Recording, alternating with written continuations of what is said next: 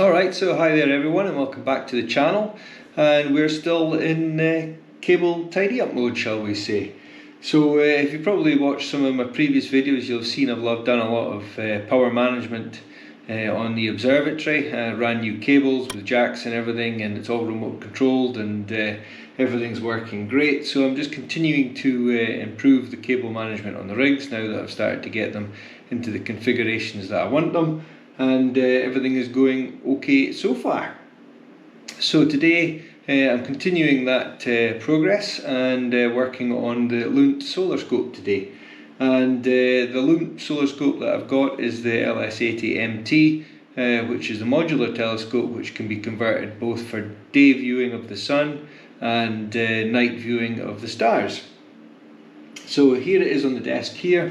And in its current configuration, this is in the solar mode, and at the back end, so everything from this red block back is the solar module that I can detach and then plug in the night mode, the night module, sorry. And on this module, I've got a homemade 3D printed bracket which I've mounted the ZWO electronic focuser onto. And that allows me to do the focusing obviously remotely. And then at the back end, on top of the blocking filter, I've got an ASI174mm mono camera, and then I've got the Celestron Luminos 2.5 Barlow in here at the moment, but I've also got a 4x Barlow which I can put in here. Now this means that normally I'll bring the cables up over the top here, so all I need is two USB cables, one for the camera and one for the EAF. And then I just velcro tie them onto the bracket of the EAF. So what I've gone and done is I've actually 3D printed this little bracket with a bit of velcro tape. So I've been using a lot of this Cable Direct 10mm velcro strap, which you just cut to length, and that just makes things a little bit easier. So I've created this little bracket and put a bit of this velcro tie through it, and now I've got somewhere I can pull the cables in and secure them in place and just peel them off onto the two devices. Up on the top we've got the ZWO mini scope with a 120mm mini guide camera. This isn't used in the day mode, so there's no cable going into it in that configuration. And then we've got at the front of the scope, we've just got a dew heating strap. Again, this is not used in solar scope, so what I end up usually having to do is just wrap this round and round the scope or around the guide scope or whatever, just to get it out of the way. And it's these that I'm currently looking at modifying to tidy up the rigs, as we'll see just shortly. So as I say, that is in the day mode. And then for night mode, this is the night module. So here on the night module, I've got again another EAF, ZWO ASI focuser, and it's just mounted directly onto the focus drive. And I've got a dew heater controller that sits on here, a dew heater band around the 0.8 Starfield reducer, and then I've got the two USB cables going up to the camera. One of them goes into the EAF, and the other is for going onto the guide scope. And then I've still got to bring in the main USB onto the ZWO camera, which obviously then has the little hub on it for feeding out to the EAF and the guide scope. So what I've done, as you can maybe see, is I've been trying different configurations of cable management. So I created these little 3D printed brackets, which are bands that I can just put onto the camera, and then they bolt in place and grip tight onto the camera body, and then they've got the cable guides down one side. But one thing I've did different is I've already damaged one cable by pulling on the scope covers at night when I'm finished with them, and destroyed a USB cable. So I've actually created little guides with a cover that comes out over the back of the camera and stops the USB cables being pulled down by the cover at night and damaging them. So this is basically just a cable relief built onto the ring of the cable guide.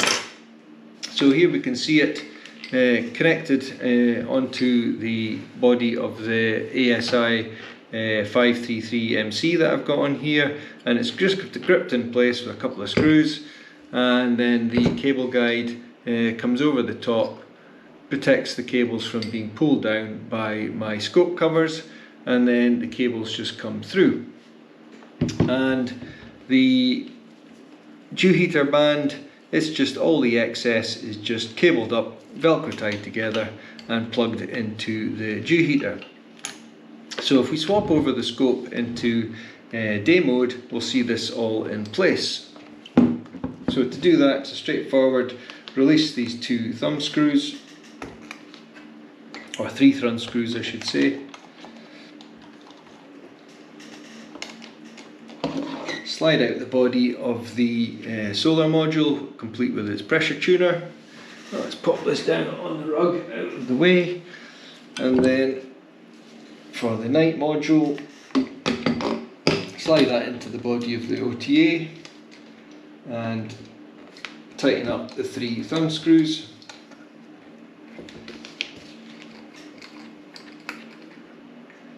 And that is now the scope converted into night use.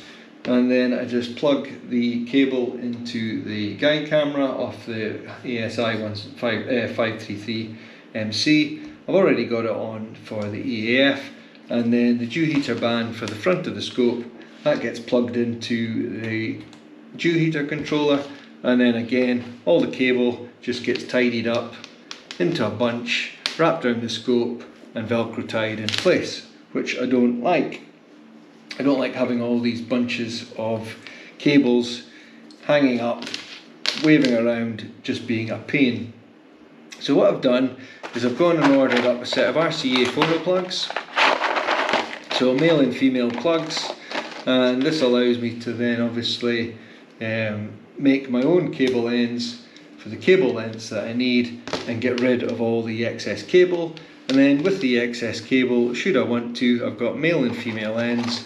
That means I can make extension cables if I do end up needing them for something else. I've obviously got my Edge 11 set up, which has got a whole bunch of cables hanging off it, which I'm going to tidy up in the future. So my plan is today, in addition to all the 3D printed mods and cable guides that I've done, is to go and cut these cables, solder on these plugs and make them custom length to suit what I'm doing. So that's what I'm going to get on with now.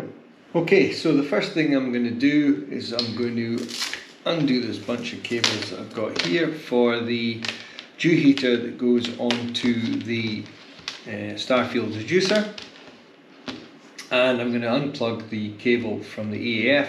Now I've got a USB cable that's plugged into my computer, and the reason for that is that I'm going to drive the focuser to its maximum distance, so I know that that's the maximum length of cable that I'm going to need, and then that'll allow me to get the right distance for cutting this cable and allowing me to bring it up, knowing that I've got plenty of movement there for maximum travel of the focuser.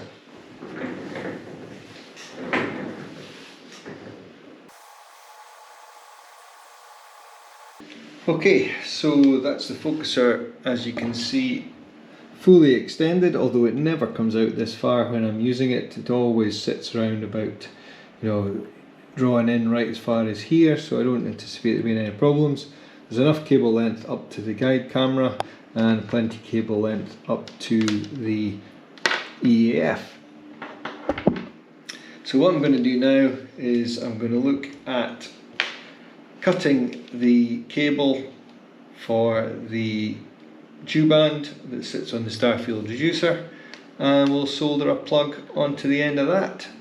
So I reckon probably around about there without putting any strain on the joint, and that'll also give me, if I add another inch roughly, that'll give me enough there that I can trim back if I make a mistake or something. So let's get the magic snips and do the cut.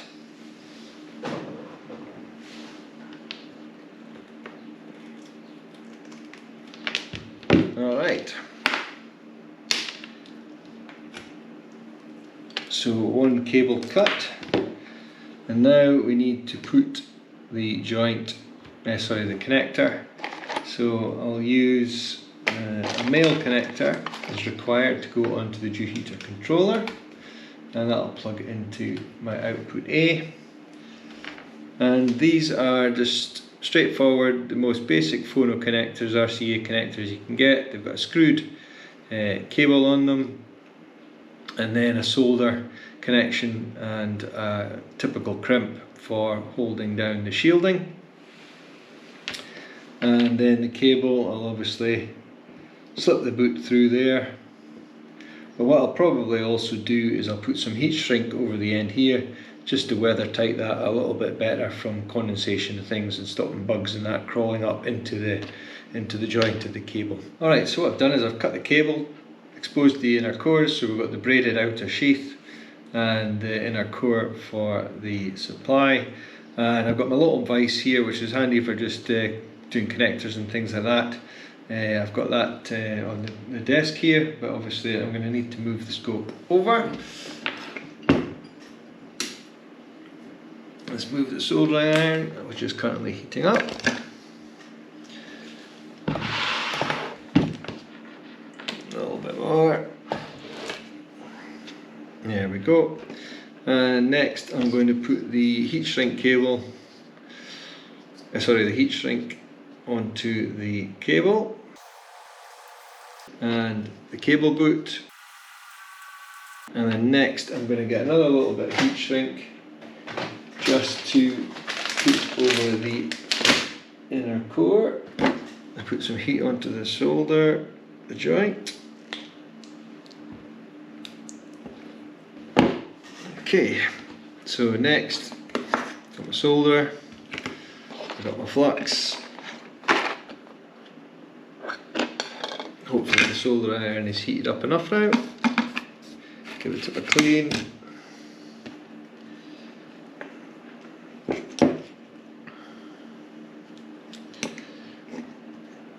And we'll just pre-tin the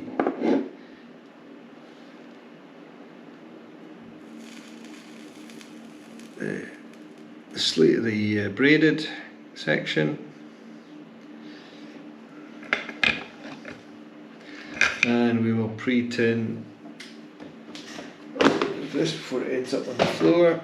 I'll put some solder onto the socket, makes life a little bit easier.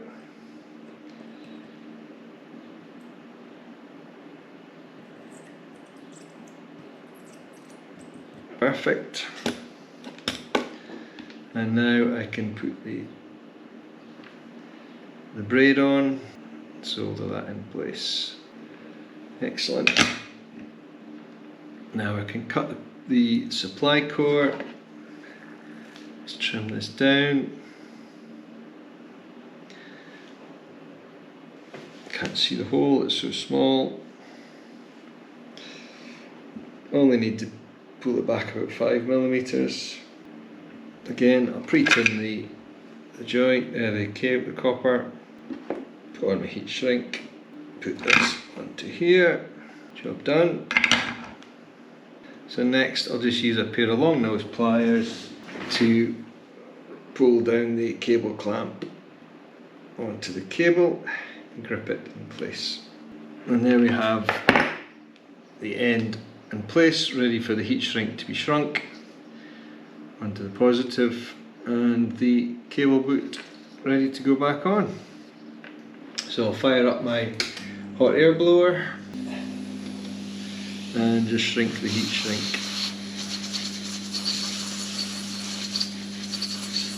So that's the heat shrink for the supply done. Screw on the cover and just heat shrink down the cable boot. And there we have it, one modified connector with additional heat shrink to keep the bugs out of the connection, and that will just plug into there. Job done. Now we just need to repeat it for the front. Not too much but not too little. Cut. Heat shrink. Let's cut this a bit shorter. That on there. That on there. That should be enough.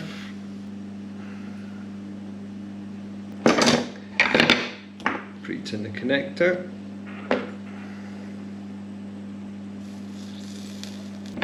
Solder on the shield.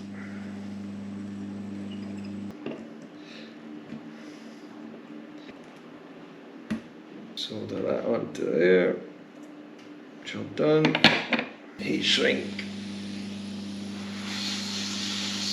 Just like that. And here we go, the connection is made up.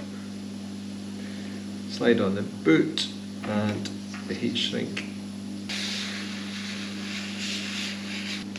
And there we have it. One finished connector.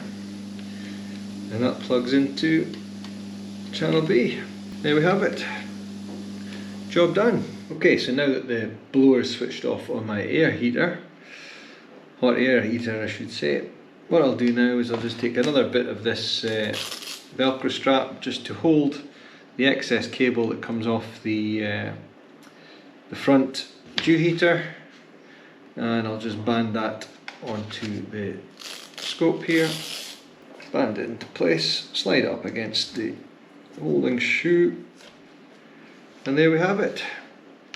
Shortened cables, and then that means that I can use the excess cable if I want to make future extension pieces just using a female connector, and that'll give me an extension for maybe some of the other scopes should I ever need it.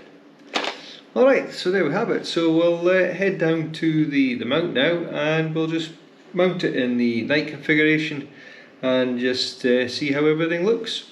Alright, so covers are on. Looks like the rain's coming, but I'll quickly just do this. That's my outer cover, my inner cover, and towel. So these are the cables. This is the scope in its night configuration, as I said. Alright, so the cables come up. We've got the main USB camera cable and the focuser cable, although I don't need this for this scope. I use this on the other setup, the solar setup. Plug this into the camera, then I've got the power cables. That's the camera, that's the dew heater,